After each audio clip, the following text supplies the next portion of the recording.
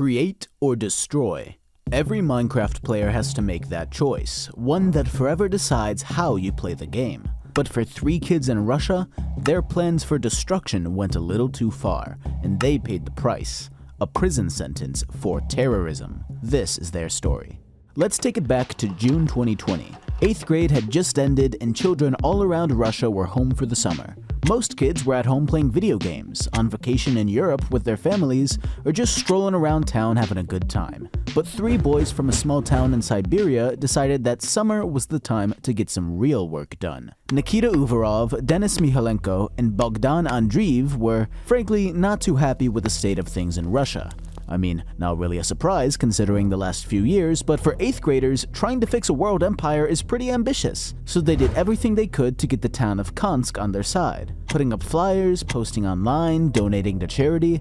They were even planning a campaign to make food for the homeless. Sounds pretty nice of them, unless you're the Russian government, in which case it's terrorism. Turns out those flyers they put up were asking for a Russian activist named Azad Miftakov to be released from jail after he was arrested by the FSB for hooliganism, which is basically pissing off the government so much that they arrest you even without breaking the law. Sort of a... Nope, stop talking, go to jail. Oh! And the 3 kids put their flyers right on the walls of their local FSB headquarters, which sounds like something kids would do. Unfortunately for them, the FSB, Russia's national security agency, didn't like their little joke and took them and 2 friends in for questioning. A few days later, they were released because, of course they were. They're kids being kids, what are you gonna do? But one of them, Nikita Uvarov, was staying behind. Why? Well, apparently over those few days, Russian FSB officials interrogated the children, again, literal children we are talking about here, and forced them to sign confessions saying they were terrorists preparing for a bombing. And Nikita, the absolute mad lad, refused to sign those confessions, even after being pressured by the Russian FBI. 4 days as an 8th grader. Legend. But to the FSB, refusing to sign those documents just made them even more suspicious. So they decided to do a little digging through the kids' phones they had confiscated, and what they found will shock you. Nothing. The kids talked about politics and made a couple edgy jokes. Big deal, everyone knows what happens in the boys' group chat stays in the boys' group chat. The absolute worst thing I can find is this video of them throwing a Molotov cocktail in some abandoned warehouse, which, not good, but could be a lot worse, let's be honest. But the FSB was dedicated now. They were in it for the long haul, and they wanted to see these absolute menaces rotting in the slammer. They just needed something concrete. And look, I don't know if the feds got bored or what, but somehow they made their way onto Minecraft, and this is what they found. This is the FSB headquarters in Moscow, Russia, built in Minecraft. A nice looking build, all things considered, but the fellas weren't building it as a cool survival base. The HQ had one purpose and one purpose only: to be completely and utterly destroyed. Apparently, officers were able to find chat logs of the trio planning to blow it to smithereens. That's right, planning to, because they never actually even did it. But for the FSB, that was all they needed. These weren't kids griefing a Minecraft base, no. These were terrorists in training using the virtual world to simulate a bombing, as children, with no criminal record, in a town 60 hours away. And with nothing more than chat logs in a Minecraft world, Nikita Uvarov was sentenced to 5 years in prison, while Denis and Bogdan were forced into house arrest for years. Now, if you've heard this story before, that's probably where it ended. And to be honest, not much has changed aside from a few months in jail for Denis after he violated house arrest by using the internet. But with all the info that's come out over the last few years, we've only begun to scratch the surface of this insane story. It's time to talk about the spy. Meet Ivan. Ivan had a lot in common with the kids from Kansk.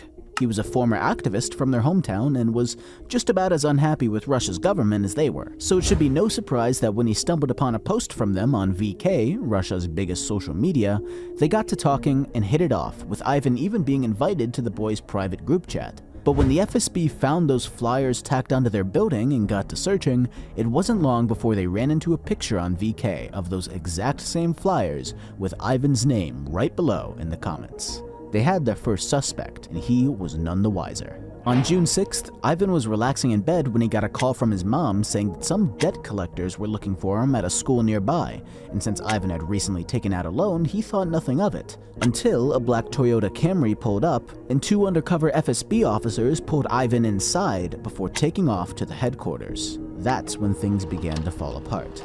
See, the FSB had nothing on these kids besides their suspicion, and that wouldn't hold up in court, even in Russia. But if only they could get an admission of guilt, these kids could be locked behind bars, and the officers on their case just might get a nice promotion.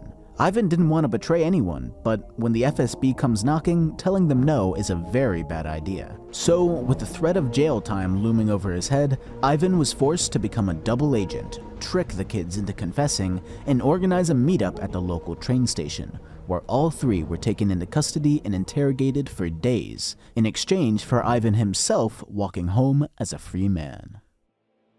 But there's still one missing piece in the puzzle. You already know the story of the 3 boys from Kansk, and now you know about how Ivan was forced to out them.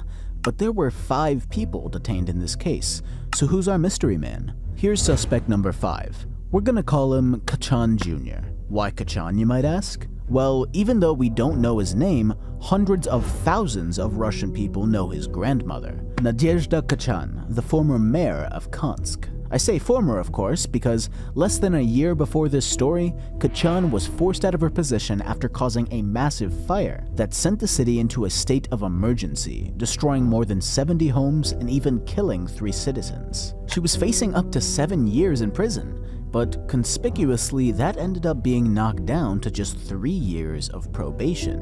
Why's that? We can't know for sure, but maybe a certain interview had something to do with it. See, in December of 2020, one of the largest news stations in Russia aired a segment about the same story I'm covering today, and they managed to secure an interview with the grandmother of that 5th boy. But contrary to every other interview I've been able to find from family and friends, this grandmother did not fight for their innocence. Instead, in her own words, the kids were preparing for a serious attack on the city.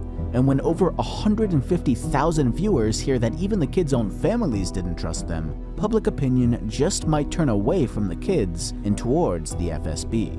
Mrs. Kachan was able to turn the tides of what's likely the largest case in the history of Kansk. And for her help putting these Minecraft terrorists away, she just might have been able to stave off her own prison sentence. Look, at the end of the day, all we can do is theorize about how and why these kids found themselves at the end of a federal terrorism investigation for nothing more than Minecraft chat logs and a couple of flyers. I'm definitely not the best person to be putting these puzzle pieces together. I'm a Minecraft YouTuber that doesn't even speak the language that all this info came to me in. But one thing I am qualified for is keeping the internet informed on some of the craziest stories coming out of the Minecraft community. And a Minecraft griefer getting arrested for terrorism just might take the cake. Thanks for watching, and stay safe out there. Have yourselves a good one. Peace, peace.